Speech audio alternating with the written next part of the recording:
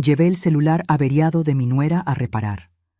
Pero el técnico que lo arregló me llamó aparte y me susurró: cancele las tarjetas, cambie las contraseñas y huya inmediatamente. Cuando le pregunté qué estaba pasando, giró el celular en mi dirección y lo que me mostró me heló la sangre. Pero antes de continuar, asegúrese de estar ya suscrito al canal y escriba en los comentarios: ¿desde dónde está viendo este video? Nos encanta saber hasta dónde están llegando nuestras historias. Mi nombre es Teresa, tengo 65 años y, hasta hace 3 días, creía que tenía una vida perfectamente normal. Vivo en una casa cómoda en Guadalajara con mi esposo, Ricardo, de 67 años. Somos jubilados desde hace poco. Yo era profesora de historia y él ingeniero. Tenemos un único hijo, Alejandro, casado hace 5 años con Sofía. Nuestra nuera siempre me pareció una joven encantadora. Licenciada en administración, inteligente, guapa, trabajaba en una empresa de consultoría financiera. Alejandro la conoció en una fiesta de amigos en común y se casaron en menos de 1 año. A veces pensaba que era un poco distante, pero lo atribuía al estrés del trabajo y a su personalidad más reservada. Todo comenzó el miércoles pasado, cuando Sofía vino a visitarnos sola. Algo inusual, ya que ella y Alejandro normalmente venían juntos los fines de semana. Llegó agitada, diciendo que tenía un problema con el celular. La pantalla estaba completamente rota, y preguntó si conocía algún lugar confiable para repararlo. Rompí el celular sin querer y necesito que funcione hoy mismo para una reunión importante mañana. Alejandro está de viaje y no tengo idea de dónde llevarlo, explicó. Por coincidencia, yo había llevado mi celular a reparar la semana pasada a una pequeña tienda en el centro de la ciudad. El dueño, Jesús, a quien todos llamamos Chuy, era hijo de una antigua colega de la escuela donde yo enseñaba. Me ofrecí a llevarle su aparato. «Sería perfecto, Teresa, me salvarías la vida», dijo Sofía, entregándome el celular. «La contraseña es 2818, nuestro aniversario de bodas. Tengo que correr a la oficina ahora. ¿Puedo pasar a recogerlo por la noche?» Acepté, claro. Tomé el celular y conduje hasta la tienda de Chuy. El local era pequeño, encajado entre una farmacia y una panadería, con un cartel discreto: Reparaciones Express. Cuando entré, Chuy estaba inclinado sobre una mesa llena de herramientas minúsculas y aparatos electrónicos desarmados. «Doña Teresa, qué gusto verla de nuevo», me saludó con una sonrisa. Le expliqué lo del celular de mi nuera y me aseguró que podría arreglarlo en pocas horas.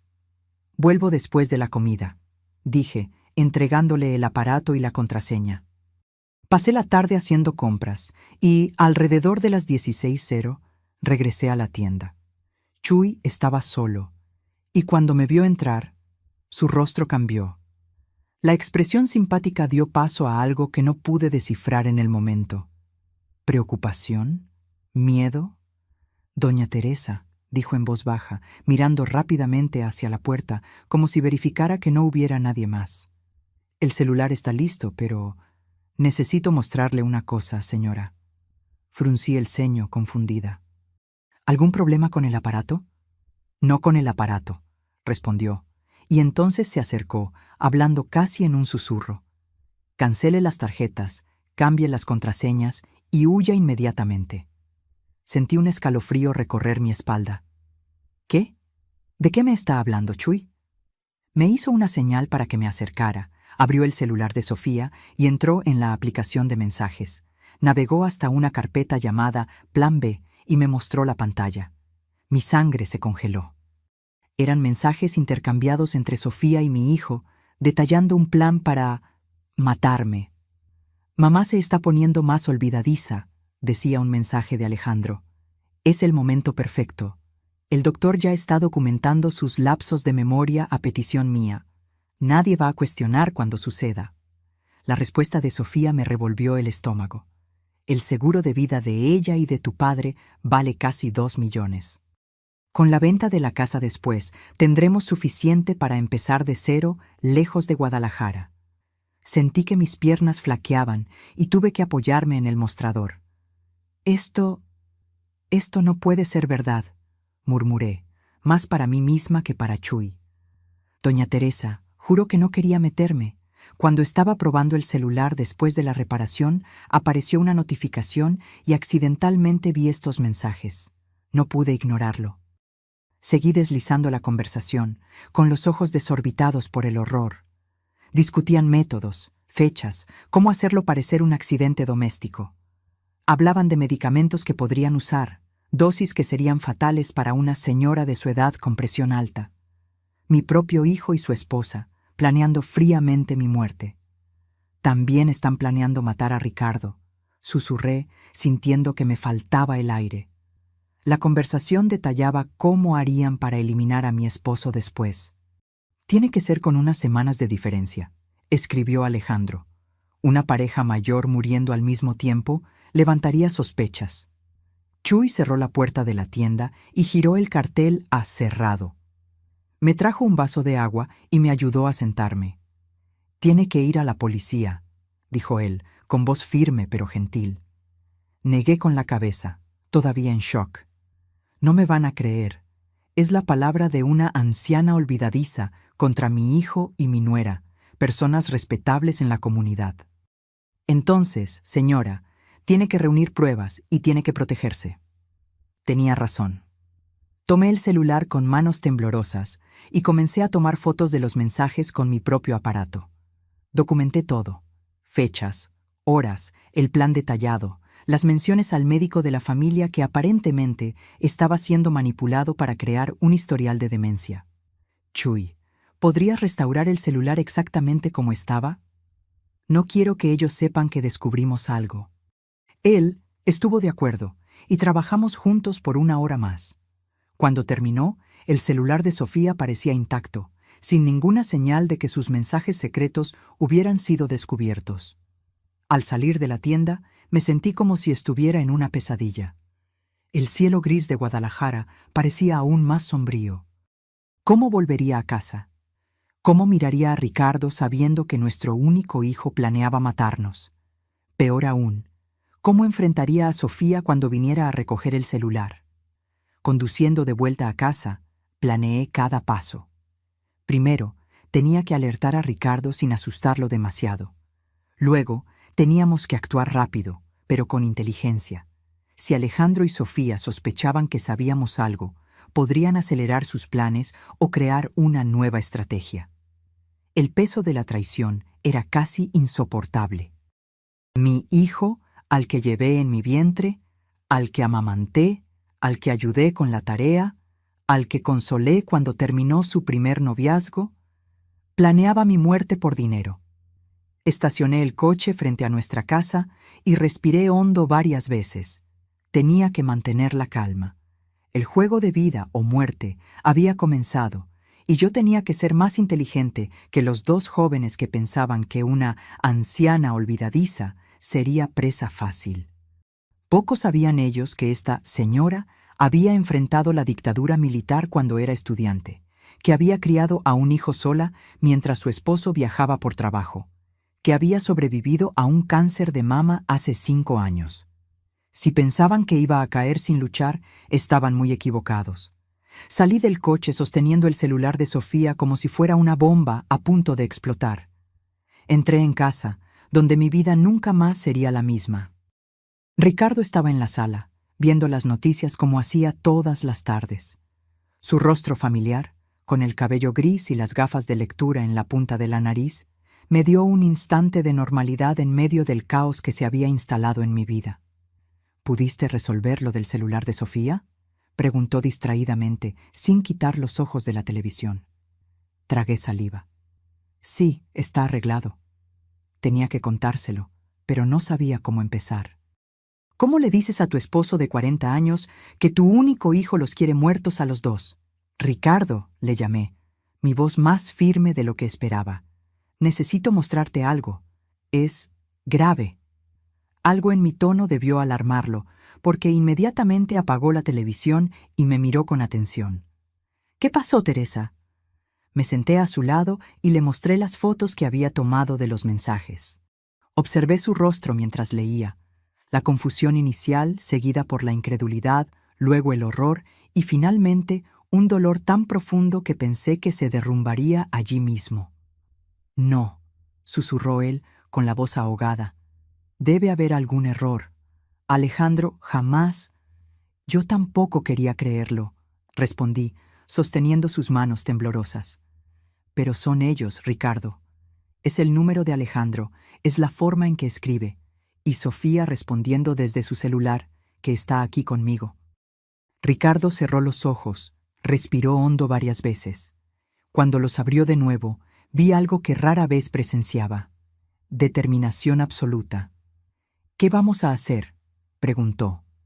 Le expliqué mi plan inicial: documentar todo, verificar nuestras cuentas bancarias, cambiar contraseñas, cancelar tarjetas compartidas, investigar qué médico estaría involucrado en esto. Teníamos que actuar como si nada hubiera cambiado, mientras secretamente reuníamos pruebas suficientes para confrontarlos, o, si era necesario, llevarlo todo a la policía. Sofía vendrá a recoger el celular esta noche, avisé. Tenemos que actuar con normalidad. ¿Cómo? La voz de Ricardo falló. ¿Cómo voy a mirarla sabiendo que... De la misma forma que he enseñado a adolescentes a fingir interés en historia medieval por 30 años, intenté bromear, pero la sonrisa salió débil. Un paso a la vez, Ricardo. Nuestra vida depende de esto. Pasamos la siguiente hora revisando cuentas bancarias en línea. Descubrimos algo perturbador. Pequeñas sumas habían sido transferidas regularmente de nuestra cuenta conjunta a una cuenta desconocida en los últimos 3 meses. Valores lo suficientemente bajos como para no levantar sospechas. 200 pesos aquí, 300 pesos allá, pero que sumaban casi 10,000 pesos. Alejandro tiene acceso a nuestras cuentas, murmuró Ricardo. Le dimos un poder el año pasado, ¿recuerdas? Por si algo nos pasaba. La ironía era amarga. Confiamos tanto en él que prácticamente le entregamos las herramientas para nuestra propia destrucción. Cambiamos todas las contraseñas, cancelamos 2 tarjetas de crédito que Alejandro tenía como adicionales y llamamos al banco solicitando el bloqueo de cualquier transacción superior a 1,000 pesos sin autorización presencial. ¿Y qué hay del médico?, preguntó Ricardo. El doctor. Pablo nos atendía desde hacía más de 15 años. Era un amigo, almorzaba ocasionalmente en nuestra casa. La idea de que pudiera estar falsificando informes médicos a petición de mi hijo era casi tan dolorosa como la traición de Alejandro. Voy a programar una consulta mañana, decidí. Sola, quiero ver qué dice sobre mi memoria. A las 19:00 sonó el timbre. Ricardo y yo nos miramos, tensos. Él apretó mi mano, una promesa silenciosa de que seguiríamos nuestro plan. Abrí la puerta forzando una sonrisa. Sofía estaba guapa como siempre, con su cabello castaño impecablemente arreglado y ropa elegante. Esa apariencia cuidada ahora me parecía una máscara perfecta para ocultar la monstruosidad que había debajo. Teresa, disculpa venir tan tarde. ¿Cómo te fue con el técnico? Todo bien, respondí, entregándole el celular. Chuy hizo un gran trabajo. La pantalla está como nueva. Ella encendió el aparato, verificó rápidamente y sonrió. Perfecto. ¿Cuánto fue? Déjame pagar. No te preocupes, ya lo arreglé todo. Fue una cortesía suya, ni cobró porque soy clienta antigua. Sofía dudó por un momento, un leve fruncido de cejas que antes no habría notado. ¿Estaría preocupada de que el técnico hubiera visto algo? ¿Estás segura? No quería incomodar. ¿Qué va, hija? ¿Quieres pasar? Ricardo está viendo la tele. Íbamos a tomar un té. Ay, no puedo hoy. Tengo una presentación mañana temprano y aún necesito revisar algunos datos. Noté cómo evitó mirarme directamente mientras hablaba.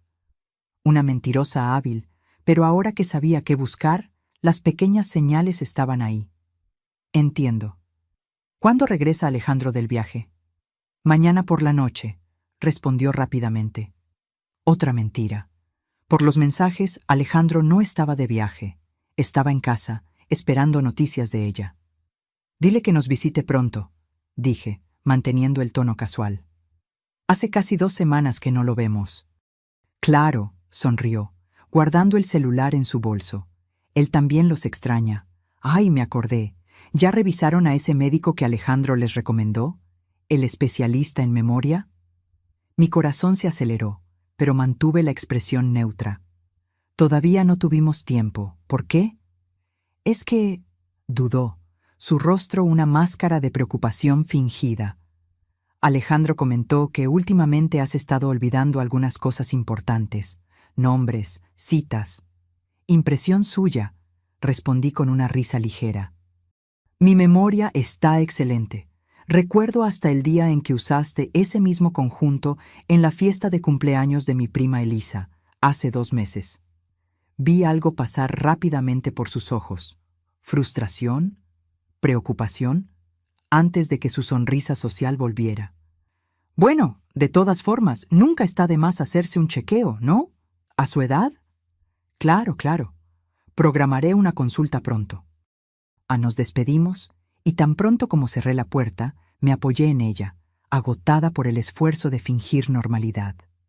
Ricardo me esperaba en la sala, tenso. ¿Y bien?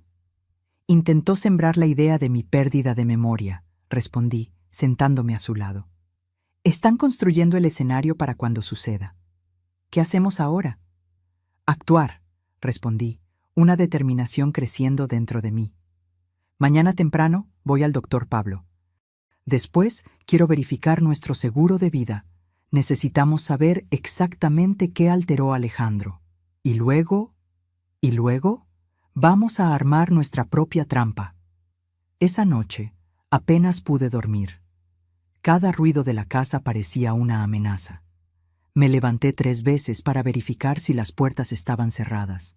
En una de esas veces encontré a Ricardo en la cocina, bebiendo agua, con la misma mirada atormentada que yo debía tener. Estoy pensando en Alejandro de niño, dijo en voz baja. ¿Recuerdas cómo le tenía miedo a la oscuridad? ¿Cómo corría a nuestra cama durante las tormentas? ¿Qué le pasó a ese niño, Teresa?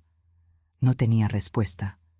¿Cómo nuestro hijo amoroso se había transformado en ese extraño calculador, capaz de planear fríamente nuestra muerte? Lo vamos a descubrir, prometí, abrazándolo.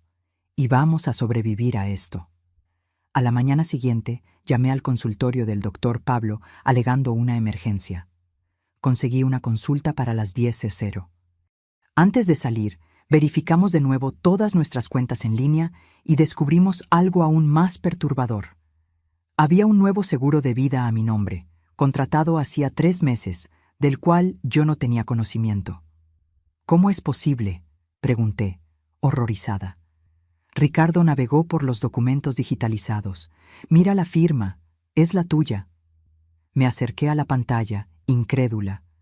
La firma realmente se parecía a la mía, pero yo nunca había firmado ese documento. Falsificaron mi firma, murmuré. Y hay más, mira el valor, 1.5 millones, y el único beneficiario es... Alejandro, completó Ricardo, su voz quebrada.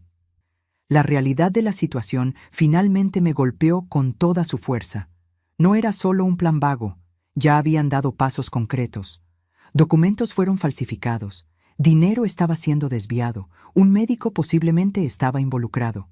Y ahora, un seguro de vida que yo desconocía completamente, listo para ser cobrado después de mi muerte accidental. Salí de casa sintiendo el peso del mundo sobre mis hombros. La consulta con el doctor Pablo sería crucial. Yo necesitaba descubrir hasta qué punto estaba involucrado en esa conspiración. El consultorio estaba tranquilo a esa hora de la mañana. La recepcionista, que me conocía desde hace años, sonrió al verme. «Doña Teresa, qué gusto verla. El doctor ya va a atenderla». Menos de 10 minutos después, me llamaron. El doctor Pablo, un hombre de mediana edad con cabello gris y expresión generalmente amigable, parecía ligeramente incómodo cuando entré. «Teresa, qué sorpresa. Alejandro me llamó ayer. Dijo que andabas renuente a hacerte exámenes». Mantuve mi expresión neutra mientras me sentaba. «¿En serio? Qué raro que diga eso. De hecho, doctor, vine porque estoy preocupada por mi memoria». El médico asintió, como si confirmara algo que ya sabía. «Sí, Alejandro mencionó algunos episodios preocupantes. Olvidos, confusión. Curioso, respondí con calma, porque no recuerdo haber tenido ningún problema así. El doctor Pablo dudó por un momento. Bueno, Teresa, a veces el paciente no percibe sus propios lapsos. Es común en cuadros iniciales de demencia. Y usted ya tiene un diagnóstico, por lo visto. Parecía cada vez más incómodo. No, claro que no. Pero Alejandro me mostró algunos videos. Usted confundiendo fechas, olvidando nombres de personas cercanas. ¿Videos?, pregunté, genuinamente sorprendida. ¿Puedo verlos? No me dejó copias, pero... Doctor Pablo, interrumpí, inclinándome hacia adelante. Soy su paciente desde hace 15 años. Usted me conoce. ¿De verdad cree que tengo demencia o solo está creyendo lo que dice mi hijo? El silencio que siguió fue revelador. Finalmente, suspiró. Teresa, Alejandro vino a verme varias veces en los últimos meses, muy preocupado. Dijo que usted y Ricardo estaban perdiendo la capacidad de cuidarse a sí mismos, que necesitaban supervisión. Me pidió que documentara cualquier señal de declive cognitivo. Y usted accedió. Tuvo la decencia de parecer avergonzado. Solo anoté lo que él relató. No diagnostiqué nada sin exámenes. Lo miré fijamente, dejando que el silencio se extendiera hasta volverse incómodo. Doctor Pablo, mi hijo está planeando matarme, a mí y a Ricardo. El shock en su rostro parecía genuino. ¿Qué? Teresa, esa es una acusación muy seria. Tengo pruebas, y ahora entiendo por qué necesitaba su involucramiento, aunque fuera indirecto. Un historial médico documentando declive cognitivo haría mi muerte mucho menos sospechosa. El doctor Pablo palideció visiblemente. Sus manos, normalmente firmes, temblaban ligeramente mientras se ajustaba las gafas. Teresa, yo jamás participaría en algo así. Creí que Alejandro estaba genuinamente preocupado por usted. Saqué mi celular del bolso y le mostré algunas de las fotos que había tomado de los mensajes. Mientras leía, su rostro pasaba de la incredulidad al horror. Dios mío, murmuró finalmente. No tenía idea. Quiero ver mi historial médico, exigí. Ahora. Dudó solo un momento antes de acceder a su computadora y abrir mi historial médico. Giró la pantalla para que yo pudiera leer. Allí estaba, documentado en lenguaje clínico impersonal. Paciente presenta signos de declive cognitivo según lo relatado por el hijo. Episodios recurrentes de confusión, desorientación temporal y espacial, olvido de nombres y eventos recientes. Se recomienda evaluación neurológica completa. Esto es mentira, dije con voz firme. Y usted lo sabe. Teresa, solo registré lo que Alejandro relató. No confirmé ni diagnostiqué nada. Pero creó un registro que podría ser usado en mi contra. Un registro médico oficial sugiriendo que estoy perdiendo mis facultades mentales. Perfecto para cuando muriera accidentalmente, ¿no cree? El médico parecía verdaderamente perturbado. ¿Qué quiere que haga? Primero, imprima este historial para mí, con su firma. Luego, quiero que haga un nuevo registro, con fecha de hoy, afirmando que me evaluó personalmente y no encontró ninguna señal de compromiso cognitivo. Accedió de inmediato, claramente afectado por la situación. Y doctor, añadí mientras tecleaba, si algo nos pasa a Ricardo o a mí, este historial y nuestra conversación de hoy serán las primeras cosas que verá la policía. Salí del consultorio con los documentos en mano, una prueba concreta de la conspiración en nuestra contra. El doctor Pablo había sido manipulado por Alejandro, pero su complicidad, aunque fuera por ingenuidad, casi nos costaría la vida. Conduje al banco a continuación. Necesitaba verificar personalmente nuestras cuentas y, principalmente, revocar cualquier poder que le hubiéramos dado a Alejandro. El gerente, el señor Mauricio, que llevaba nuestras cuentas desde hacía años, se sorprendió visiblemente cuando pedí revocar el poder. «Doña Teresa, ¿está segura? Su hijo me buscó recientemente diciendo que a ustedes les gustaría ampliar sus poderes para manejar las finanzas, ya que el señor Ricardo no anda bien de salud». Otra mentira. Ricardo estaba perfectamente saludable para sus 67 años. Mi esposo está muy bien, señor Mauricio. Y sí, estoy absolutamente segura. De hecho, quiero verificar todos los movimientos de nuestras cuentas en los últimos 6 meses. Pasamos la siguiente hora revisando extractos. Además de las pequeñas transferencias que ya habíamos identificado en línea, descubrimos algo aún más perturbador. Alejandro había iniciado el proceso para obtener una segunda tarjeta de crédito de Ricardo, alegando la pérdida de la original. Dijo que el señor Ricardo había perdido la tarjeta, pero no quería molestarlo con la burocracia, explicó el gerente, claramente avergonzado ahora. ¿Y ustedes emitieron una nueva tarjeta sin la presencia o firma del titular?, pregunté incrédula. El señor... Sí. Mauricio se revolvió en la silla, incómodo. Bueno, como él tenía poder y ya manejaba varias cuestiones financieras para ustedes... Respiré hondo, conteniendo la rabia. Cancele esa tarjeta inmediatamente y bloquee cualquier intento futuro de emisión sin nuestra presencia física. Cuando salí del banco, me sentí simultáneamente aliviada por haber interrumpido otro aspecto del plan y aterrorizada por la extensión de la trama. Alejandro había preparado meticulosamente el terreno, creando un escenario donde nuestra muerte parecería natural, y él tendría control total sobre nuestros bienes. En el camino a casa, mi celular sonó. Era él. Mi corazón se disparó, pero contesté con la voz más normal posible. «Hola, hijo». «Mamá, ¿todo bien? Acabo de llegar del viaje y Sofía me dijo que llevaste su celular a reparar. Fue muy amable de tu parte». La naturalidad con la que mentía era impresionante. No había viaje alguno.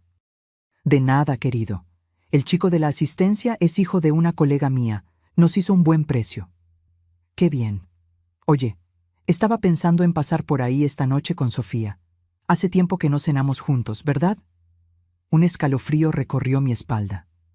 ¿Por qué ese súbito interés en visitarnos? ¿Habrían notado algo? ¿El médico habría llamado a Alejandro después de mi visita? «Claro», respondí, manteniendo la voz firme. «Vengan, sí, hago esa lasaña que te gusta». «Perfecto». «Ah, y mamá. ¿Fuiste al médico que te recomendé?» Sofía dijo que todavía no habían ido. «De hecho, fui al doctor Pablo esta mañana». Un breve silencio. «¿Fuiste? ¿Y qué te dijo?» «Nada del otro mundo. Hizo algunas pruebas sencillas. Dijo que estoy perfectamente bien para mi edad». Otro silencio, más largo esta vez. «Ah, bueno, qué bien entonces. Pero tal vez sea bueno buscar una segunda opinión, ¿sabes? A veces el doctor Pablo es muy conservador con los diagnósticos». «Veremos, hijo». «¿Nos vemos por la noche entonces?» «Sí, sobre las 19:00. Hasta más tarde». Cuando colgué, mis manos temblaban. La conversación aparentemente inocente estaba cargada de subtextos amenazantes. Alejandro claramente esperaba que el doctor Pablo me hubiera declarado con algún tipo de compromiso cognitivo y se desestabilizó cuando supo que no fue el caso. Y ahora quería cenar con nosotros esta noche. ¿Por qué? ¿Para observar mi comportamiento? ¿Para verificar si demostraba alguna sospecha? ¿O algo peor? Llegué a casa y encontré a Ricardo en la sala, rodeado de papeles. Levantó la vista, ansioso. «¿Cómo te fue? ¿El médico está involucrado?» Le expliqué todo. Cómo Alejandro había manipulado al doctor Pablo para crear un falso historial médico. Cómo obtuvo acceso a nuestras cuentas bancarias. Cómo falsificó documentos del seguro de vida. «Y acaba de llamarme», concluí. «Él y Sofía quieren cenar aquí esta noche». Ricardo palideció. «¿Crees que sospechan que descubrimos algo?» «No estoy segura, pero se perturbó claramente cuando supo que fui al doctor Pablo y que el médico no encontró nada malo conmigo». Nos miramos, la misma pregunta silenciosa flotando entre nosotros. ¿Qué podrían intentar Alejandro y Sofía durante esa cena? «No podemos comer ni beber nada que traigan», dijo Ricardo finalmente. «Y uno de nosotros debe estar siempre atento, observando lo que hacen». Estuve de acuerdo. «Necesitamos grabar esa cena de alguna forma. Si dicen algo incriminatorio...» Ricardo asintió y fue a buscar su antigua grabadora digital, que usaba para registrar reuniones cuando aún trabajaba. Probamos el aparato, verificando si aún funcionaba y dónde podríamos esconderlo en el comedor.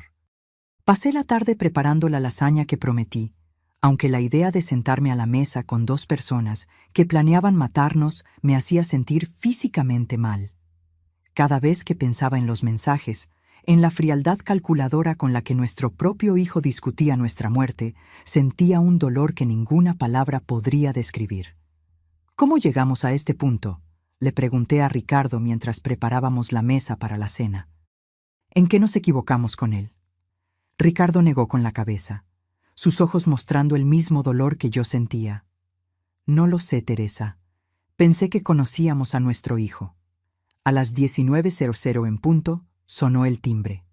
Ricardo y yo intercambiamos una última mirada de confirmación. La grabadora estaba escondida debajo de la mesa, funcionando.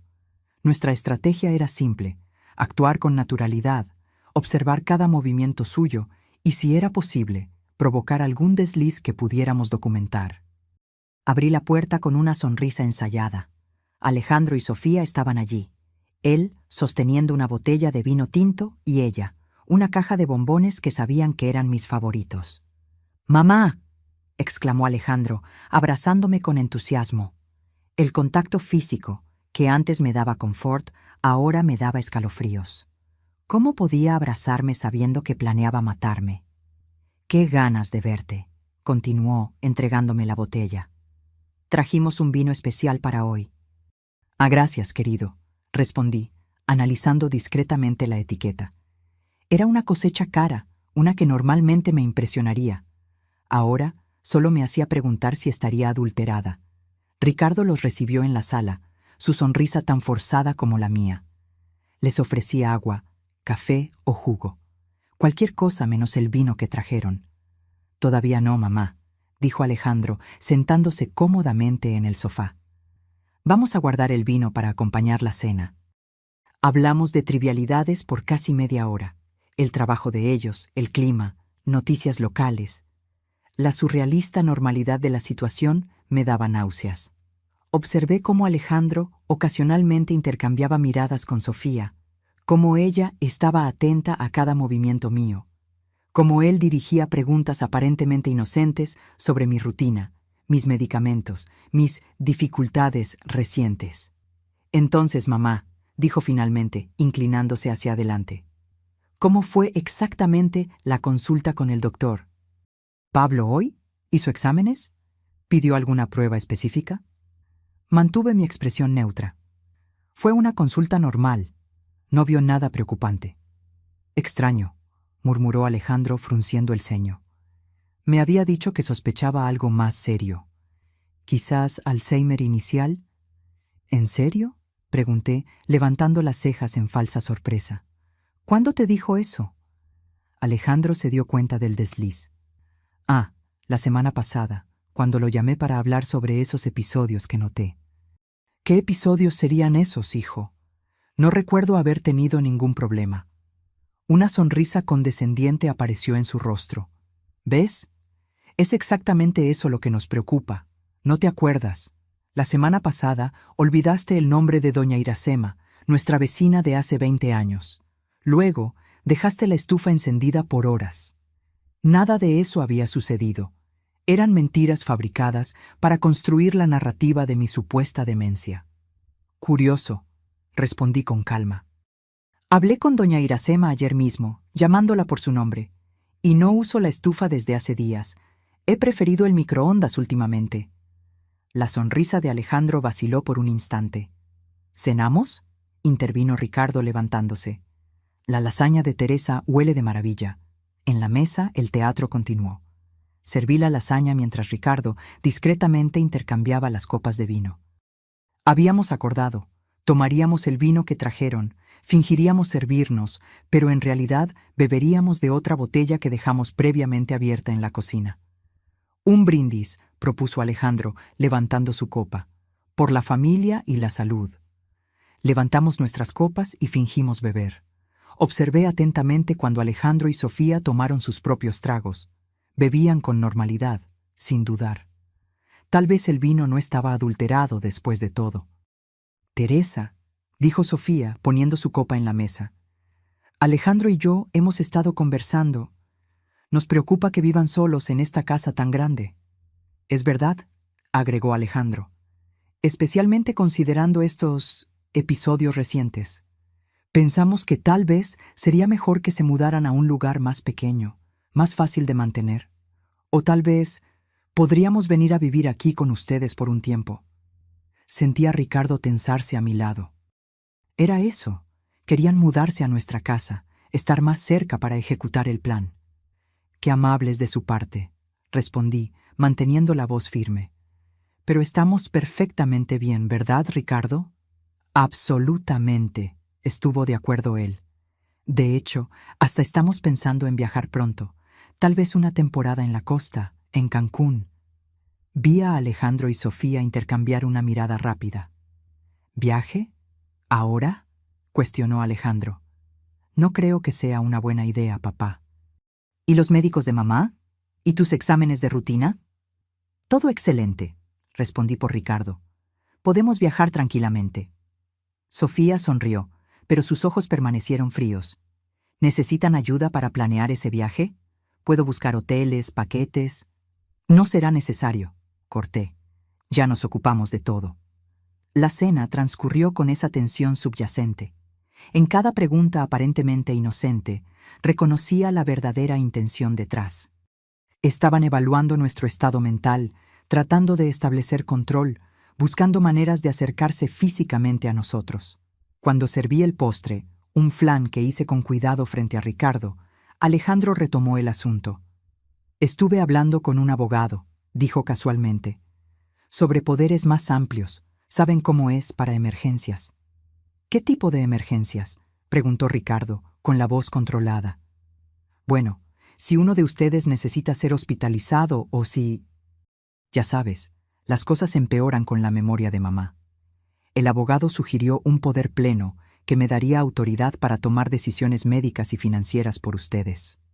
Miré a mi hijo, estudiando su rostro.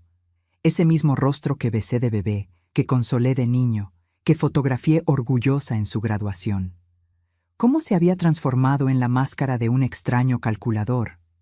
No será necesario, hijo, dije finalmente. Ya actualizamos todos nuestros documentos recientemente. Incluso hicimos algunos cambios en nuestro testamento y en los beneficiarios de los seguros. La expresión de Alejandro se congeló por un instante. ¿Cambios? ¿Qué tipo de cambios? Nada del otro mundo, solo asegurando que todo esté en orden en caso de que algo nos pase. Sofía puso la mano sobre el brazo de Alejandro como si lo contuviera. Siempre es bueno revisar esos documentos, dijo ella suavemente. ¿Consultaron a un abogado? El doctor. Mauricio, el que tú recomendaste, mintió Ricardo con naturalidad impresionante. Fue muy útil. No existía ningún doctor Mauricio, pero la mentira alcanzó su objetivo. Ambos parecieron momentáneamente desestabilizados. A las 22:00, Alejandro miró el reloj y anunció que tenían que irse. Mañana trabajo temprano, justificó. Pero yo sabía el verdadero motivo. Necesitaban recalcular sus planes. Después de muchos abrazos falsos y promesas vacías de visitarnos más a menudo, finalmente se fueron. Tan pronto como se cerró la puerta, Ricardo y yo nos desplomamos en el sofá, agotados físicamente por el esfuerzo de mantener las apariencias. «Están sospechando», susurró Ricardo. «Se dieron cuenta de que algo cambió». Estuve de acuerdo, levantándome para tomar la grabadora. Rebobinamos la grabación, escuchando de nuevo toda la conversación. Las implicaciones eran claras. Alejandro y Sofía aún estaban decididos a seguir con el plan, pero nuestros movimientos recientes, la consulta médica, los cambios bancarios, la mención al testamento, los habían vuelto cautelosos. «Van a intentar algo pronto», dijo Ricardo. «No pueden esperar mucho más, ahora que empezamos a tomar medidas de protección. Necesitamos más pruebas concretas», dije. «La grabación ayuda, pero aún no es suficiente para la policía». «¿Y si intentáramos que confesaran? ¿Confrontarlos directamente?» Negué con la cabeza. Demasiado arriesgado. Lo negarían todo y se volverían más vigilantes. Esa noche, verificamos todos los cerrojos 3 veces antes de acostarnos. Aún así, dormí con un teléfono al lado de la cama y una silla apoyada en la puerta del dormitorio. Precauciones que jamás imaginé necesitar tomar contra mi propio hijo. A la mañana siguiente, me desperté sobresaltada por el sonido de un coche estacionando. Corrí a la ventana y vi a Sofía saliendo de su camioneta negra, sola, a las 8:00 de la mañana de un día laborable, cuando debería estar en el trabajo. «Ricardo», llamé urgentemente, «Sofía está aquí». Él se levantó rápidamente, aún somnoliento. «¿Sola? ¿Dónde está Alejandro?» «No lo sé. Voy a abrir, pero quédate cerca». Bajé las escaleras, tratando de controlar el ritmo de mi respiración. ¿Por qué vendría Sofía tan temprano, sin avisar? ¿Qué quería? Abrí la puerta incluso antes de que tocara el timbre. Su rostro registró sorpresa por un momento, rápidamente sustituida por una sonrisa ensayada. «Teresa, disculpa venir tan temprano. Estaba de paso camino al trabajo y pensé en dejar estos documentos que Alejandro separó para ustedes». Sostenía un folder amarillo. «¿Qué documentos?», pregunté, sin intentar tomarlo. «Sobre ese poder que hablamos ayer.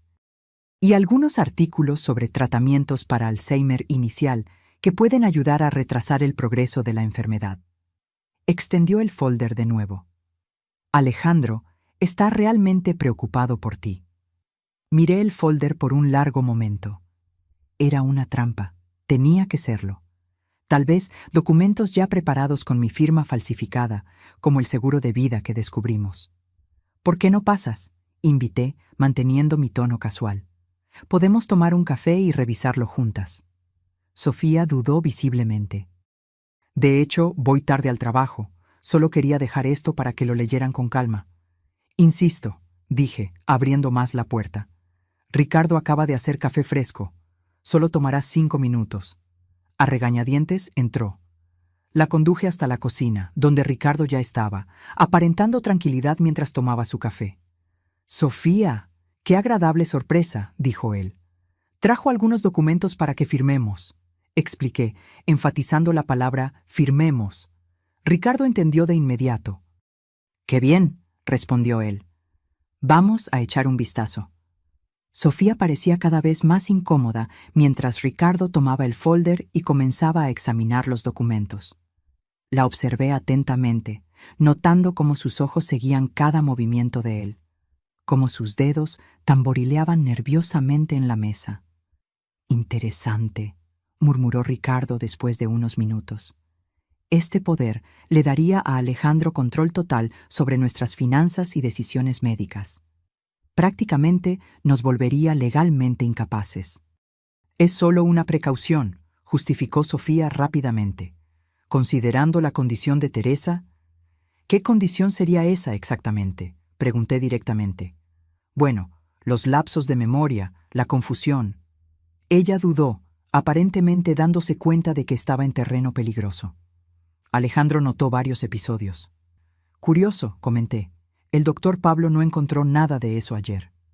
«Los médicos pueden equivocarse», replicó, recuperando la compostura. «Por eso la importancia de una segunda opinión con un especialista». Ricardo puso los documentos de vuelta en el folder y lo empujó hacia Sofía. «Agradecemos la preocupación, pero no vamos a firmar esto. De hecho, ya iniciamos los procedimientos para revocar el poder limitado que le dimos a Alejandro el año pasado». El shock en su rostro fue genuino y momentáneo, rápidamente sustituido por una expresión de preocupación estudiada. «Pero, ¿por qué? Alejandro solo quiere ayudar». «Estamos seguros de que sí», respondí. «Pero preferimos mantener el control de nuestras propias vidas». Sofía se levantó abruptamente. «Tengo que irme. Estoy realmente atrasada». «Claro», dije, acompañándola hasta la puerta. «Dile a Alejandro que llamaremos más tarde para hablar sobre estos documentos».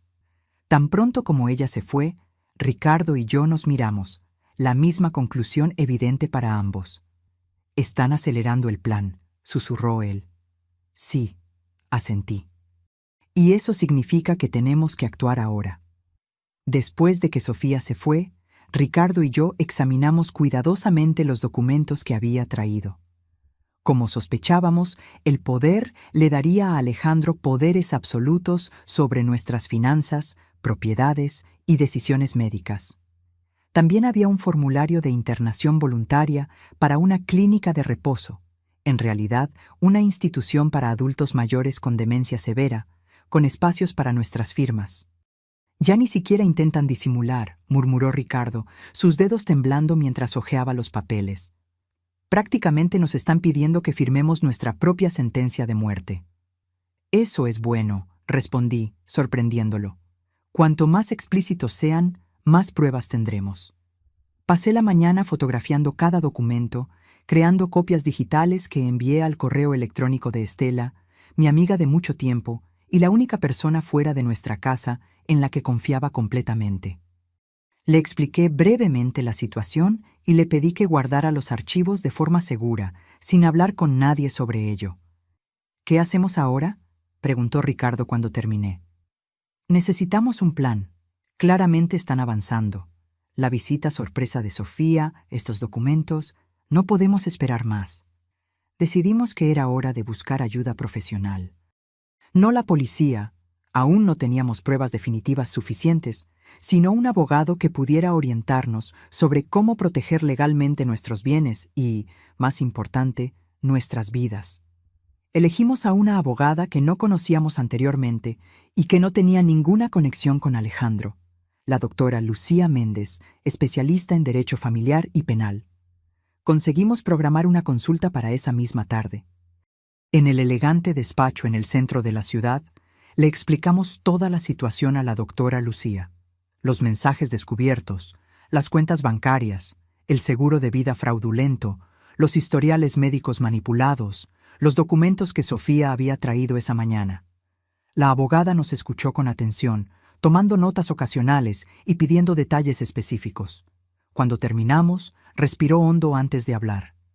Señores, estamos ante una situación extremadamente grave. Lo que me han descrito configura diversos crímenes: conspiración, falsificación de documentos, intento de estafa y, más seriamente, conspiración para homicidio. ¿Tenemos pruebas suficientes para la policía?, preguntó Ricardo. Los mensajes son la prueba más contundente, pero como los obtuvieron accediendo al celular de Sofía sin su autorización, existe el riesgo de que sean consideradas pruebas ilícitas. Sin embargo, considerando la gravedad de la situación y el peligro inminente para ustedes, creo que podemos construir un caso sólido. ¿Qué debemos hacer primero?, pregunté. Inmediatamente vamos a preparar documentos legales, revocando cualquier poder existente y bloqueando la posibilidad de nuevos poderes sin la presencia de un abogado independiente. Yo misma puedo servir como testigo de la capacidad mental de ustedes. Luego, vamos a presentar una denuncia detallada, presentando todas las pruebas que tenemos hasta ahora. Pasamos las siguientes 2 horas firmando documentos, formalizando declaraciones y planeando cada paso.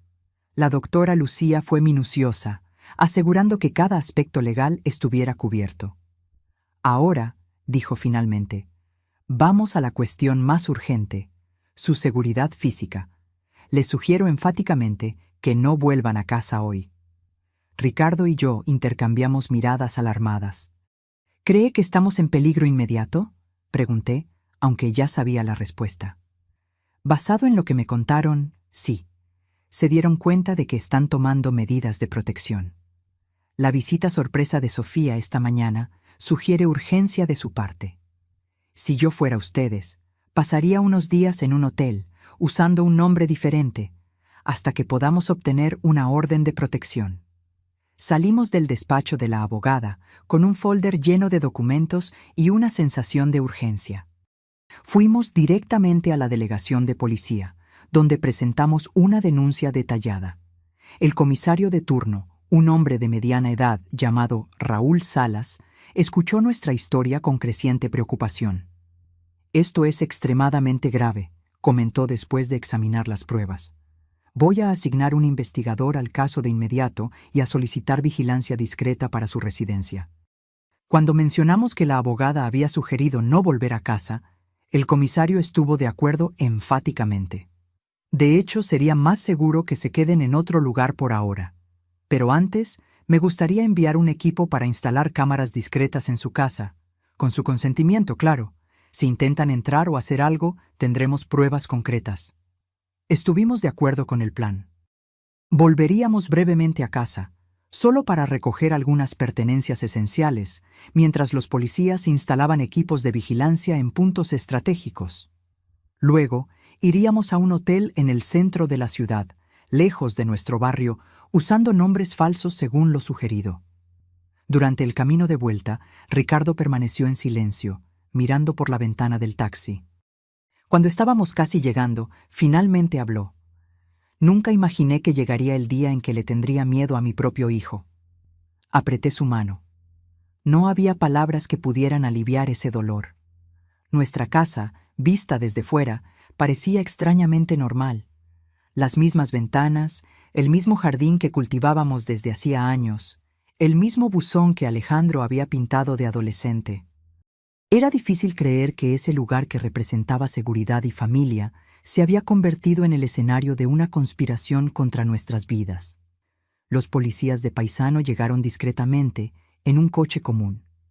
Entraron por la puerta trasera y trabajaron rápidamente, instalando pequeñas cámaras en lugares estratégicos, sala de estar, cocina, pasillos, entradas. Explicaron que las imágenes serían transmitidas directamente a la delegación y monitoreadas 24 horas al día. Mientras tanto, Ricardo y yo recogimos lo esencial: ropa para unos días, medicamentos, documentos importantes. Evité mirar las fotografías familiares en la pared, los objetos que contaban la historia de nuestra vida juntos. Cada recuerdo ahora estaba contaminado por la traición. «Estamos listos», anunció el policía responsable de la instalación. Las cámaras son prácticamente invisibles a simple vista, pero capturan todo con alta definición. Si alguien entra, lo sabremos. Nos entregó una pequeña tarjeta con un número de teléfono.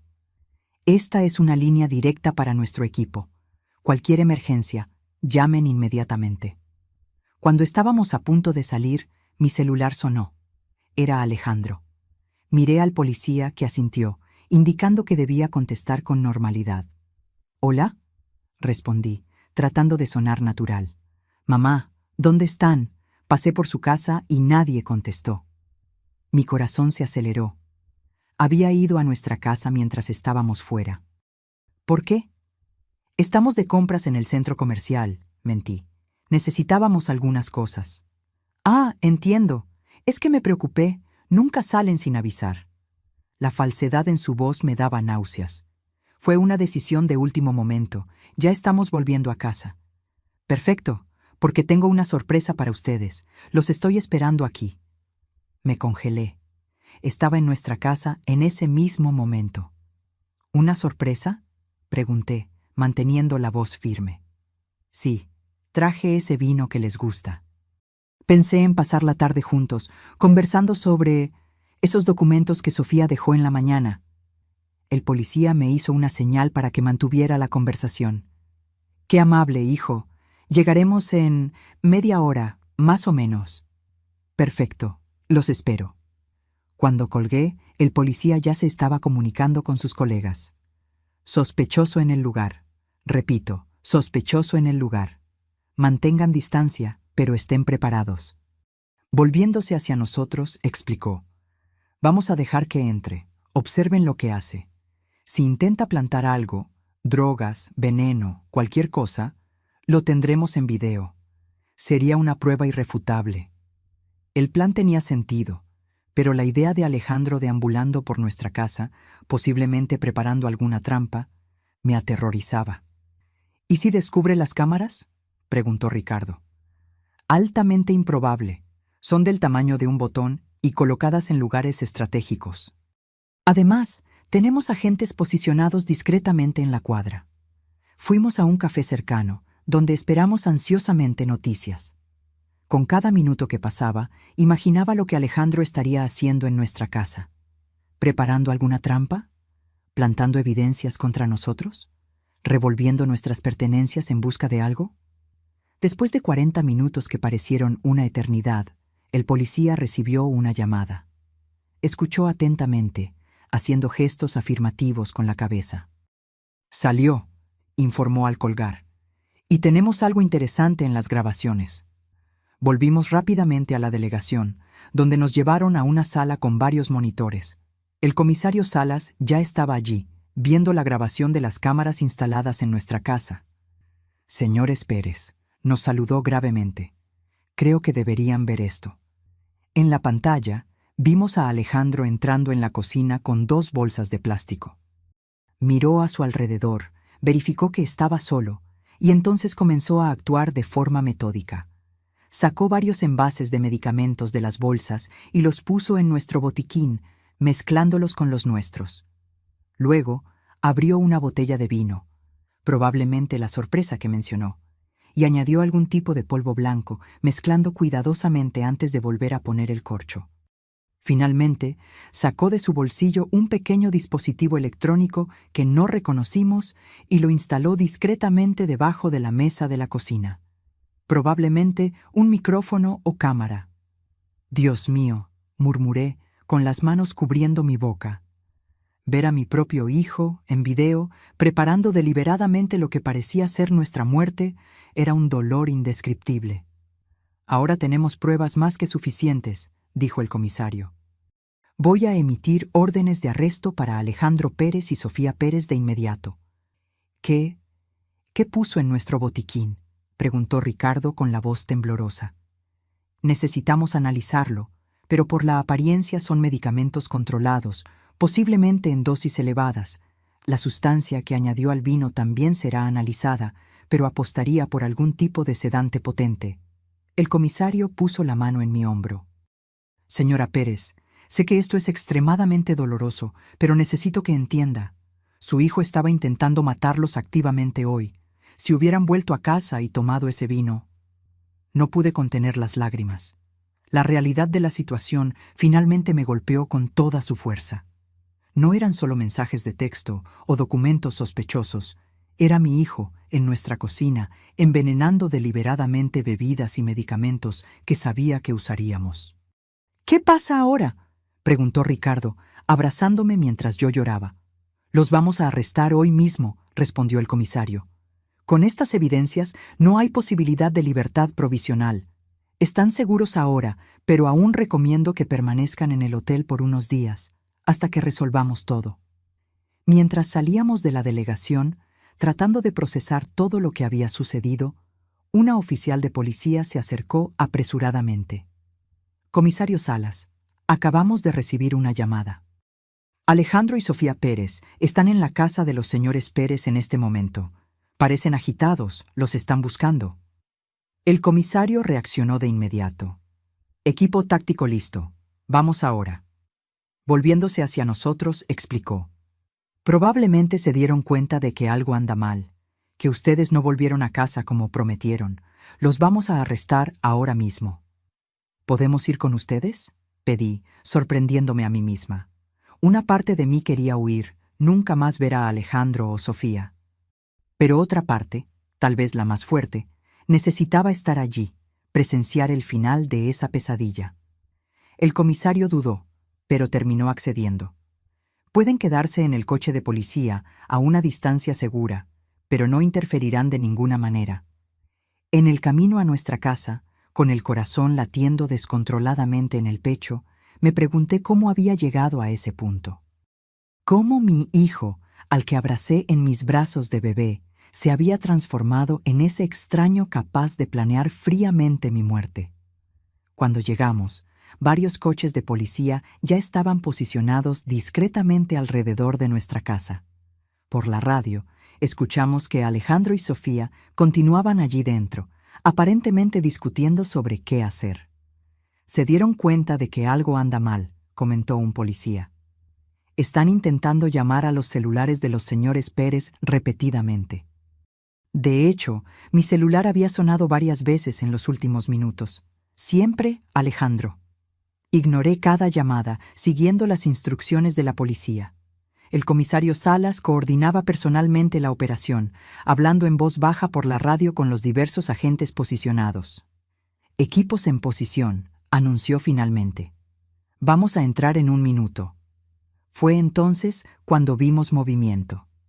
La puerta principal se abrió y Alejandro salió apresuradamente, seguido por Sofía. Ambos llevaban mochilas y parecían agitados, mirando nerviosamente a su alrededor mientras se dirigían al coche estacionado en la acera. «Están intentando huir», murmuró Ricardo. En un instante, varios policías salieron de sus escondites, rodeando a la pareja con armas en mano. «Policía, alto, manos donde podamos ver». Vi el shock en el rostro de Alejandro, el pánico en los ojos de Sofía. Por un momento, Alejandro pareció considerar correr, pero rápidamente se dio cuenta de que estaba rodeado. Lentamente, ambos levantaron las manos. En cuestión de segundos, fueron inmovilizados, esposados y puestos en vehículos separados. Todo fue tan rápido y organizado que parecía irreal, como una escena de película. El comisario Salas se acercó a nuestro coche. «Está hecho. Ambos están bajo custodia, acusados de intento de homicidio, conspiración y diversos otros crímenes. Encontramos el vino adulterado y los medicamentos que él plantó. Vamos a analizar todo». Miré por la ventana del coche policial y vi a mi hijo siendo llevado, esposado, en el asiento trasero de una patrulla. Nuestras miradas se cruzaron por un breve momento. No vi remordimiento en sus ojos, solo rabia y quizás sorpresa por haber sido atrapado. En ese momento, una sensación extraña me dominó. No era alivio, no era venganza satisfecha, era solo un vacío profundo. Como si algo fundamental hubiera sido arrancado de mí. Volvimos a la delegación, donde prestamos más declaraciones formales. Los policías habían encontrado en las mochilas de Alejandro y Sofía diversos artículos incriminatorios. Los medicamentos originales de los envases que él había plantado en nuestra casa, más dosis del polvo que puso en el vino, boletos de avión al extranjero con fecha para el día siguiente y una considerable cantidad de dinero en efectivo. «Estaban listos para huir», explicó el comisario. «Probablemente se dieron cuenta de que algo andaba mal, que ustedes no volvieron a casa como prometido. El plan era claramente dejar el vino envenenado, esperar que ustedes lo consumieran y huir antes de que los cuerpos fueran encontrados». Ricardo sostuvo mi mano con fuerza mientras escuchábamos. Cada nuevo detalle era como un cuchillo atravesando mi corazón. «Pueden verlos, si quieren», ofreció el comisario después de finalizar los trámites burocráticos. «Están en celdas separadas, esperando el traslado». Ricardo negó con la cabeza. Todavía no estaba listo, y yo lo respeté. Pero algo dentro de mí necesitaba mirar a los ojos de mi hijo una última vez. «Quiero ver a Alejandro», dije, sorprendiéndonos a todos, incluso a mí misma. El comisario me condujo por un pasillo largo y frío hasta una sala pequeña con una mesa y 2 sillas. «Lo traeremos aquí. Estaremos observando por el cristal. Y si siente cualquier incomodidad, solo tiene que levantar la mano, y lo interrumpimos de inmediato». Asentí, sentándome con la espalda recta y las manos cruzadas sobre la mesa para disimular su temblor. Unos minutos después, la puerta se abrió y Alejandro entró, esposado y escoltado por un policía. Su rostro estaba pálido, los ojos rojos, el cabello despeinado. Parecía haber envejecido 10 años en pocas horas. El policía lo hizo sentarse frente a mí y salió, permaneciendo justo afuera de la puerta. Por casi 1 minuto, permanecimos en silencio, solo mirándonos. Alejandro fue el primero en hablar. «Me tendieron una trampa», dijo él, con la voz baja y amarga. «Todo esto es un gran malentendido». «No me mientas», respondí con calma. «No ahora. Se acabó, Alejandro». Desvió la mirada, su mandíbula tensa. «¿Qué quieres que diga?» «Quiero saber por qué. ¿Por qué tu propio padre y yo? ¿Qué hicimos para merecer esto?»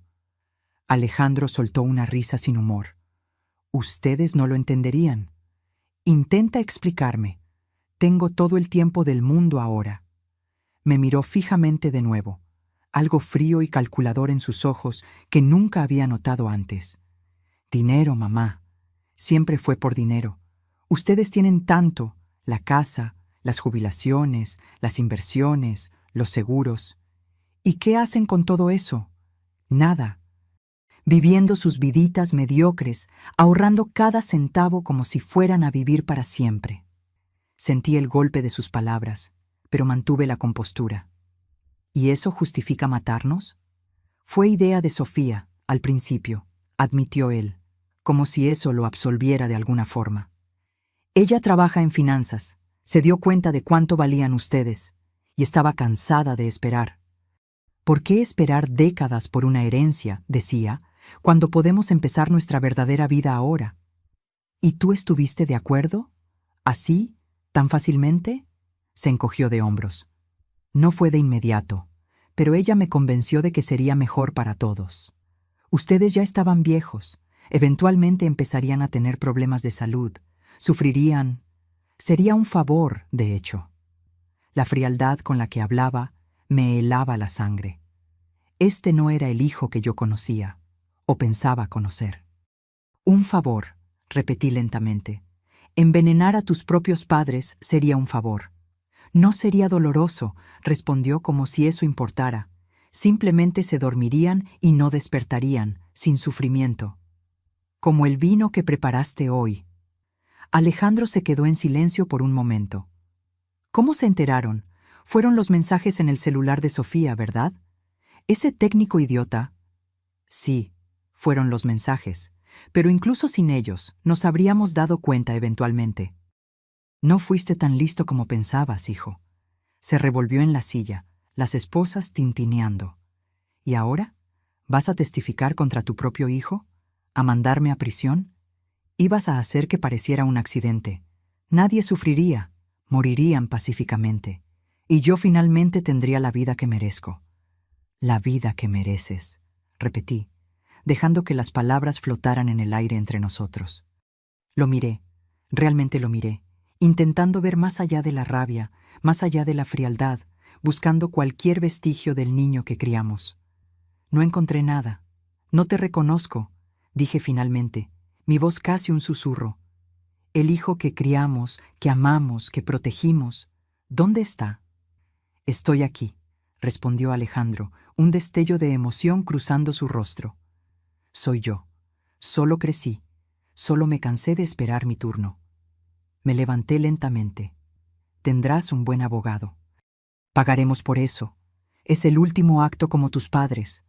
Pero no esperes nada más de nosotros, Alejandro. Lo que hiciste no tiene vuelta atrás. Mamá, me llamó cuando ya estaba en la puerta. No entiendes. Yo solo quería una oportunidad de vivir de verdad. Me giré una última vez. Te dimos todas las oportunidades, hijo. Educación, amor, apoyo. La elección de cómo vivir fue tuya. Y elegiste esto. Salí de la sala sintiendo como si cada paso requiriera un esfuerzo enorme. En el pasillo encontré a Ricardo esperando, con los ojos rojos, el rostro marcado por lágrimas que ni siquiera intentaba ocultar. ¿Qué te dijo?, preguntó en voz baja. La verdad, finalmente, respondí. Hizo todo por dinero.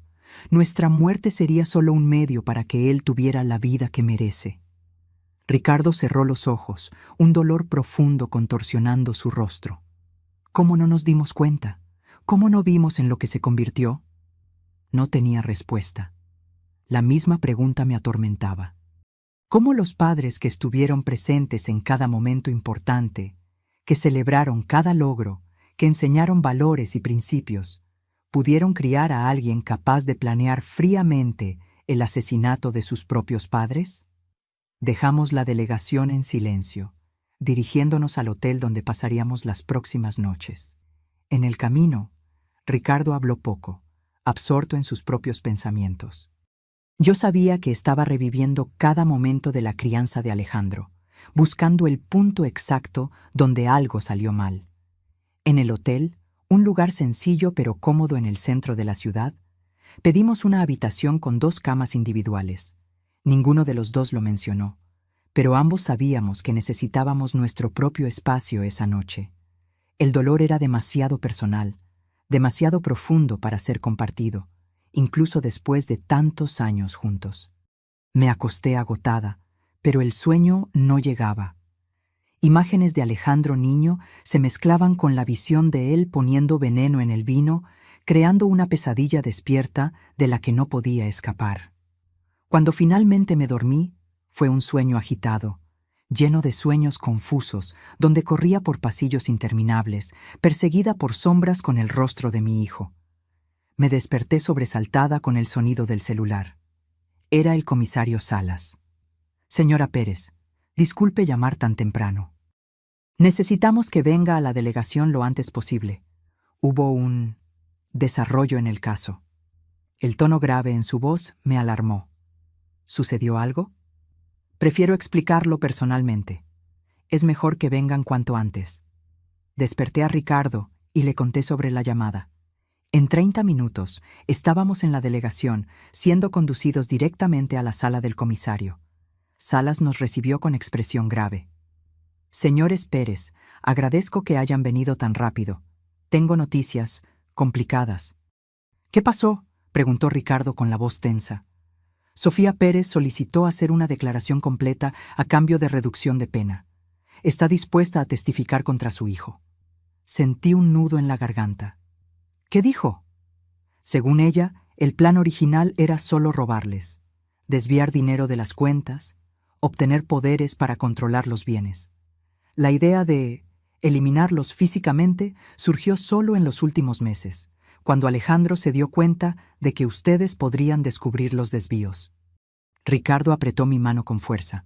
También afirma, continuó el comisario, que Alejandro también estaba planeando matarla a ella después de que ustedes estuvieran muertos y él tuviera acceso a todo el dinero. La revelación cayó como una bomba. ¿Mi hijo planeaba matar a su propia esposa?, susurré. Según ella, sí. Encontró mensajes de él con otra mujer, discutiendo cómo se dividirían el dinero después de que el problema Sofía fuera resuelto. Cerré los ojos, tratando de absorber esa nueva capa de horror. No bastaba con planear nuestra muerte. Alejandro estaba dispuesto a eliminar a cualquiera que se interpusiera entre él y el dinero. Hay más, dijo Salas, su tono aún más grave. Analizamos el polvo que puso en el vino. Es una mezcla de sedantes potentes y una sustancia llamada adelfa, extremadamente tóxica, causa paro cardíaco, y encontramos evidencias de que ya había intentado antes. ¿Cómo es eso?, preguntó Ricardo. Muestras de su cabello, señora Pérez, revelaron rastros de la misma sustancia, probablemente administrada en pequeñas dosis para simular problemas de salud naturales. Eso explicaría los lapsos de memoria que él alegaba que usted tenía. No eran lapsos, eran síntomas de envenenamiento gradual.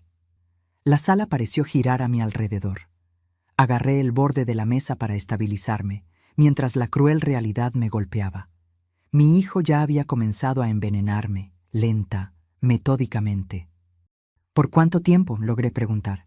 Es difícil precisar, pero, por lo que indican las muestras, al menos 3 meses. 3 meses. Repasé mentalmente las pequeñas señales que había ignorado. Dolores de cabeza más frecuentes, momentos de mareo, noches de insomnio. Lo atribuí todo al estrés, a la edad, nunca imaginando que estaba siendo lentamente envenenada por mi propio hijo. ¿Y el señor Ricardo?, preguntó el comisario, volviéndose hacia mi esposo. Me siento bien, respondió él confundido. Aún así, recomendamos exámenes toxicológicos. Si la señora fue blanco, es posible que él también haya comenzado a actuar contra usted. Dejamos la delegación aún más afectados que antes. La idea de que Alejandro no solo planeaba matarnos, sino que ya había iniciado el proceso, era insoportable. Cada comida que compartimos en los últimos meses, cada taza de café que él gentilmente preparó, cada medicamento que me recordó tomar, todo podía haber sido parte de su plan macabro. Vamos al hospital ahora mismo, insistió Ricardo. Necesitamos verificar si hay daños permanentes. En el hospital, fuimos atendidos con prioridad después de explicar la situación. Los médicos realizaron una batería de exámenes, recolectaron muestras de sangre y cabello y nos internaron para observación por 24 horas. Los resultados, cuando llegaron, confirmaron las sospechas. Yo tenía niveles detectables de adelfa en el organismo, aunque no lo suficiente para causar daños permanentes. Ricardo estaba limpio, sugiriendo que Alejandro se había enfocado en mí primero, probablemente porque, como mujer mayor con historial de problemas de salud, tuve cáncer de mama años atrás, mi muerte parecería menos sospechosa. Tuvo suerte, señora, explicó el médico. El envenenamiento gradual fue interrumpido antes de que causara daños irreversibles. Con el tratamiento adecuado y tiempo, su cuerpo eliminará completamente la toxina. Suerte. Era una palabra extraña para describir la situación. ¿Tuve suerte porque descubrí que mi hijo me estaba envenenando antes de que consiguiera matarme? En los días siguientes, el caso ganó proporciones que nunca imaginamos. La historia del hijo que planeó asesinar a sus padres por herencia atrajo la atención de los medios nacionales. Reporteros rodeaban el hotel donde estábamos hospedados. Llamaban constantemente. Intentaban de todas las formas obtener una declaración nuestra.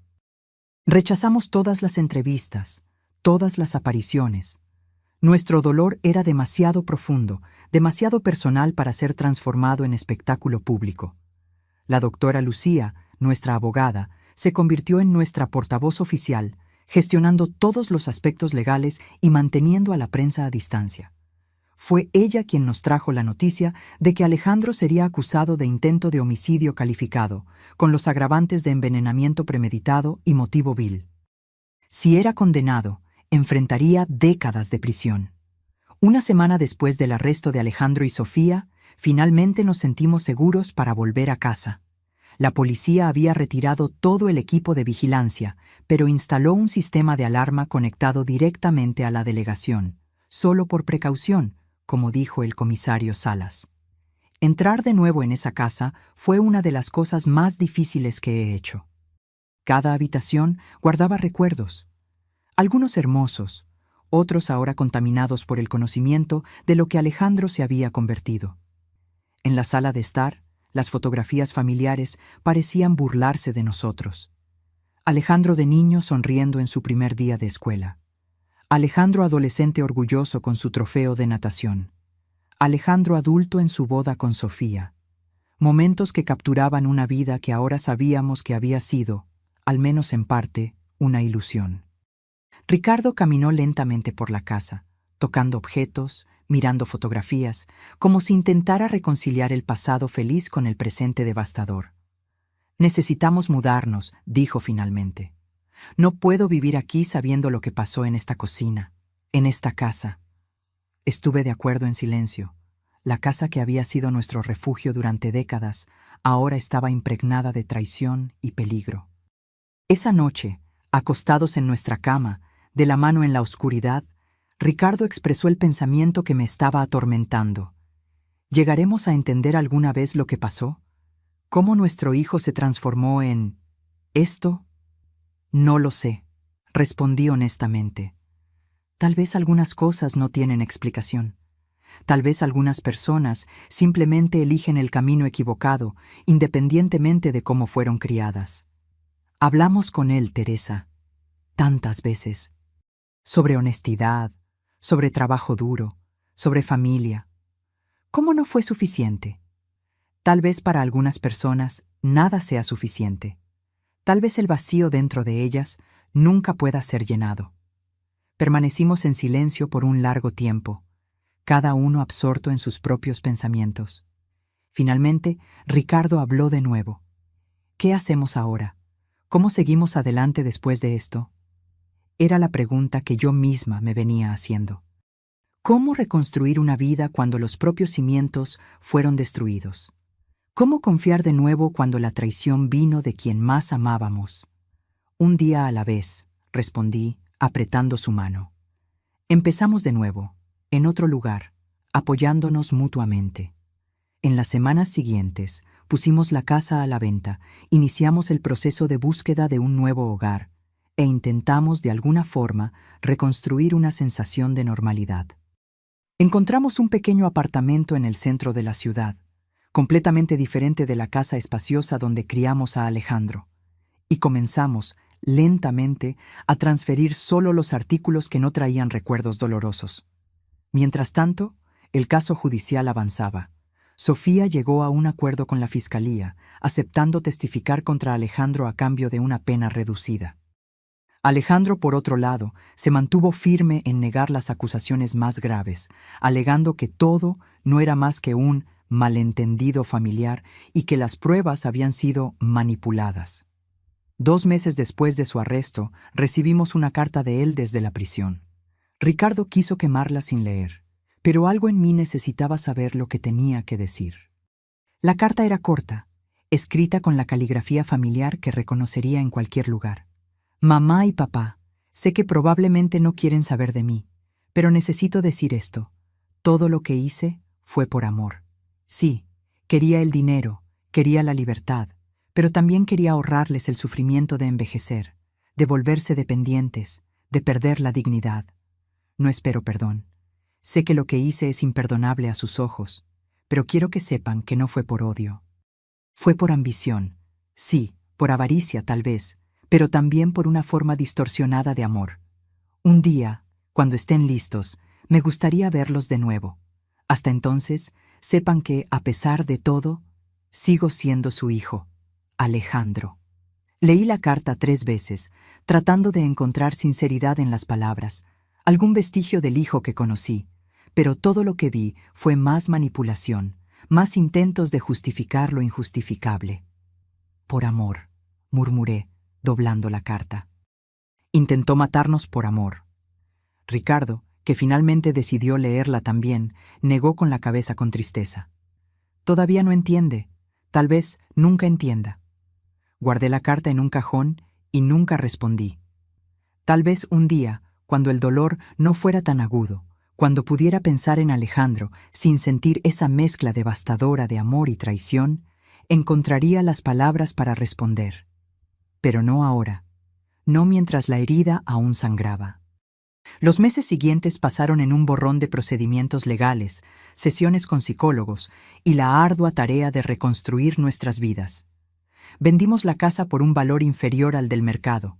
Queríamos deshacernos de ella lo antes posible, y nos establecimos en el apartamento en el centro de la ciudad. Era más pequeño, más sencillo, pero no cargaba el peso de los recuerdos dolorosos. El juicio de Alejandro estaba programado para comenzar en 3 meses. La fiscalía tenía un caso sólido, con pruebas abundantes, los mensajes de texto, los videos de la casa, los exámenes toxicológicos confirmando el envenenamiento gradual, el testimonio de Sofía, los documentos falsificados. La condena parecía segura. Aún así, la idea de testificar contra mi propio hijo me aterrorizaba. ¿Cómo me sentaría en ese tribunal y le contaría al mundo cómo había planeado metódicamente nuestra muerte? ¿Cómo lo miraría a los ojos mientras sellaba su destino? Ricardo y yo discutimos esto exhaustivamente con nuestra terapeuta, la doctora Marta, a quien empezamos a visitar semanalmente después de toda la tragedia. Ustedes no son responsables de sus elecciones, nos recordaba constantemente. Testificar no es una traición, es simplemente contar la verdad. Pero él es nuestro hijo, argumentaba Ricardo. A pesar de todo, sigue siendo nuestro hijo. Sí, es su hijo, y también es un hombre adulto que tomó decisiones terribles. Ambas realidades pueden coexistir. Una tarde, mientras organizaba algunas cajas que aún no habíamos desempacado en el nuevo apartamento, encontré un álbum de fotografías antiguo. Me senté en el suelo y comencé a hojearlo lentamente. Eran fotos de Alejandro de bebé, luego de niño, de adolescente, siempre sonriendo, siempre rodeado por nuestro amor. En una foto específica, tenía unos 5 años y sostenía orgulloso un dibujo que había hecho. 3 figuras de palo representando a nuestra familia, con un sol sonriente encima. Para la mejor mamá del mundo, decía el dibujo en letras infantiles torcidas. Las lágrimas vinieron incontrolables. ¿Dónde estaba ese niño ahora? ¿En qué momento esa criatura amorosa se transformó en alguien capaz de planear la muerte de sus propios padres? Ricardo me encontró así, llorando sobre el álbum abierto. Sin decir una palabra, se sentó a mi lado y me abrazó. Nos quedamos allí, ambos llorando por la pérdida del hijo que amábamos, no por su muerte física, sino por la muerte de lo que creíamos que era. La semana siguiente, recibimos una visita inesperada. Estela, mi amiga de la biblioteca que me había ayudado a documentar las pruebas contra Alejandro, trajo consigo un folder con recortes de periódicos antiguos. Teresa, Ricardo, comenzó excitante. Encontré algo que necesitan ver. Los recortes eran de un pequeño periódico de una ciudad en el sur del país, con fecha de 5 años atrás. Los titulares gritaban: adulto mayor muere en circunstancias misteriosas. Sobrina hereda fortuna tras muerte de tío. Policía investiga muerte sospechosa, pero archiva caso por falta de pruebas. ¿Qué es esto?, pregunté confundida. Mira la foto. Estela señaló la imagen de una joven siendo entrevistada.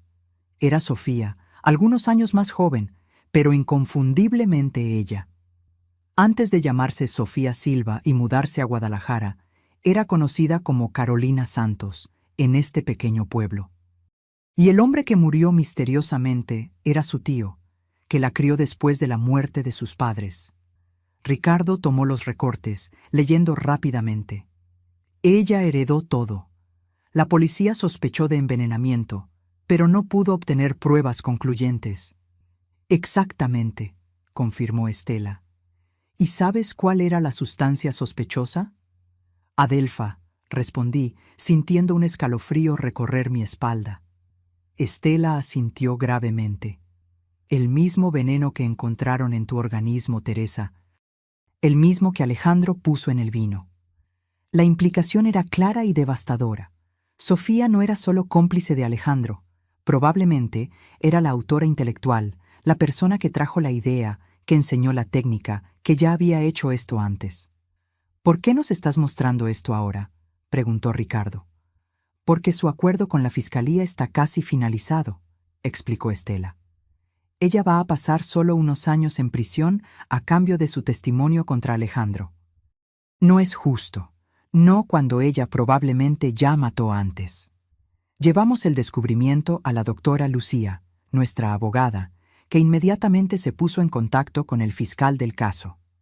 Las investigaciones fueron reabiertas, tanto sobre la muerte del tío de Sofía como sobre posibles otros casos similares en su pasado. En cuestión de semanas, el acuerdo de Sofía estaba en suspenso, y ella enfrentaba acusaciones adicionales. La policía encontró en su apartamento un diario detallando no solo el plan para matarnos, sino también anotaciones sobre la muerte del tío y planes para eliminar a Alejandro después de conseguir acceso a nuestro dinero. El panorama que emergió era aún más sombrío de lo que imaginábamos. Sofía era una sociópata calculadora que había engañado a Alejandro, manipulándolo para que planeara nuestra muerte. Ella lo había usado como herramienta, con la intención de deshacerse de él tan pronto como consiguiera lo que quería. Alejandro, al enterarse de esto durante una audiencia preliminar, colapsó. Según su abogado, finalmente se dio cuenta de la extensión de la manipulación que había sufrido, aunque esto no lo eximía de su culpa por participar activamente en el plan. Fue en ese momento que tomamos una decisión difícil. Visitaríamos a Alejandro en prisión. No por perdón o reconciliación, era demasiado pronto para eso, si es que alguna vez sería posible, sino para mirar la verdad de frente, para intentar entender. La penitenciaría era un lugar frío y opresivo. Seguimos a un guardia por pasillos grises hasta una pequeña sala de visitas, donde esperamos en silencio tenso. Cuando la puerta se abrió y Alejandro entró, esposado y vistiendo el uniforme naranja de presidiario, mi corazón se encogió. Había perdido peso. Su rostro estaba pálido, con ojeras profundas. Parecía mucho mayor que sus 35 años. Cuando nos vio entrar, lágrimas inmediatas comenzaron a correr por su rostro. «¿Mamá? ¿Papá?», susurró con la voz ronca. «Vinimos», respondió Ricardo simplemente, sentándose al lado de la cama. No había mucho que decir. El abismo entre nosotros era demasiado vasto para ser llenado con palabras. Pero estar allí, ofrecer ese pequeño confort humano, parecía importante, no solo para Alejandro, sino también para nosotros. Lo siento mucho, dijo él finalmente, por todo. Sé que no significa nada después de lo que hice, pero tengo que decirlo. ¿Por qué intentaste suicidarte?, pregunté directamente. Miró sus propias manos vendadas. Porque finalmente entendí la magnitud de lo que hice. No solo el plan, las mentiras, la manipulación, sino cuánto los lastimé, cuánto destruí. Y me di cuenta de que nunca podría arreglarlo. Por primera vez desde que todo sucedió, vi algo en sus ojos que parecía genuino. No manipulación, no autocompasión, sino comprensión real del dolor que había causado. Tienes razón, dijo Ricardo, su voz gentil pero firme. Algunas cosas no se pueden arreglar, pero eso no significa que debas rendirte. ¿Por qué? ¿Qué me queda? La vida, respondí simplemente. Imperfecta, difícil, dentro de estas paredes por muchos años, pero aún así, vida. La oportunidad de, tal vez, un día, hacer algo bueno con ella. Estuvimos solo media hora. No prometimos volver regularmente, ni ofrecimos perdón fácil. Solo nos despedimos, dejando en el aire la posibilidad, aunque tenue, de algún tipo de relación futura.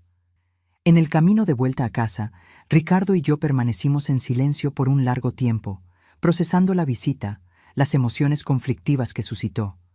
¿Fue lo correcto?, preguntó él finalmente.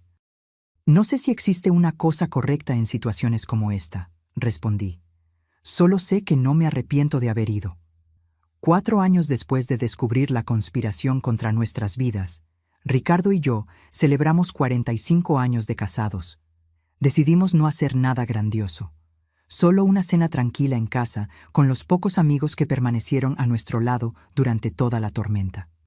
Durante la cena, mientras observaba a Ricardo contar una historia que hizo reír a todos, me di cuenta de algo importante. Éramos felices de nuevo. No de la misma forma que antes.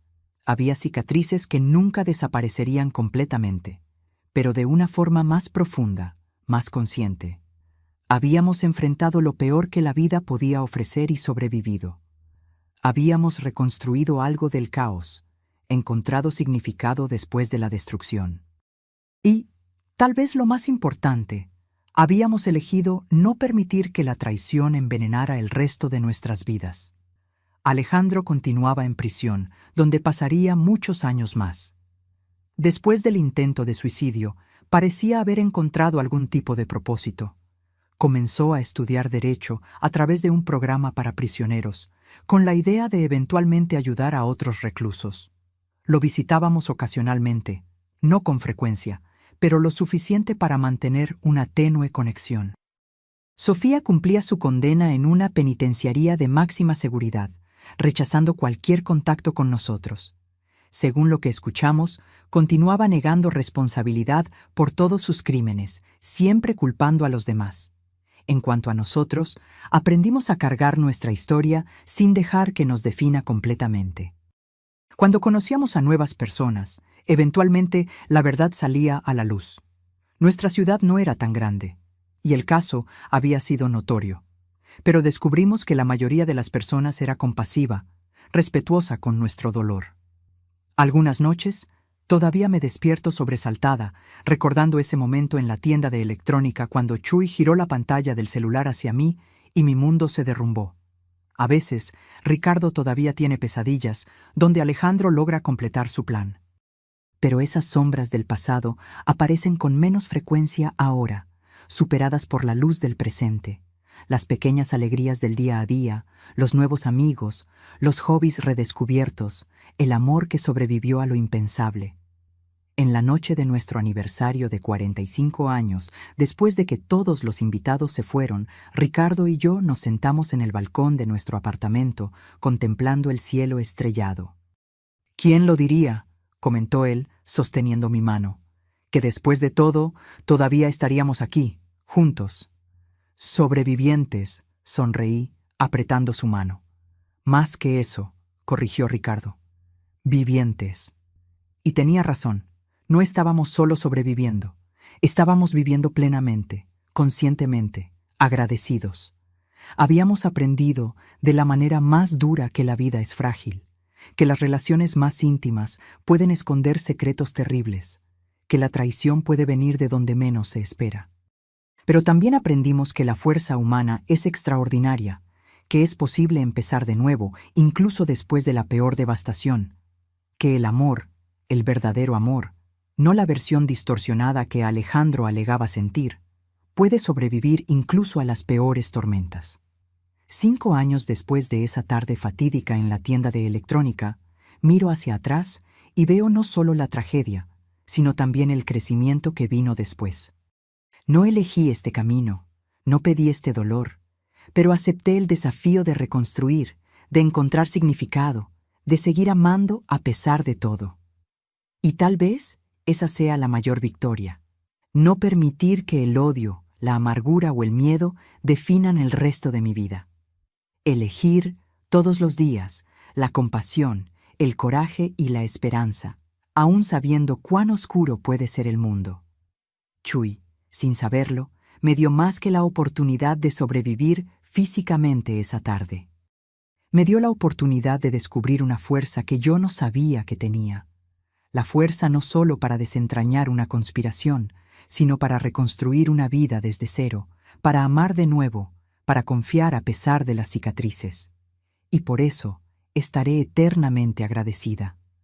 Ahora, si te gustó esta historia, haz clic en suscribirse y dime en los comentarios qué parte te dejó con la boca abierta. Y no olvides hacerte miembro para tener acceso a videos exclusivos que no publico aquí. Te espero allí.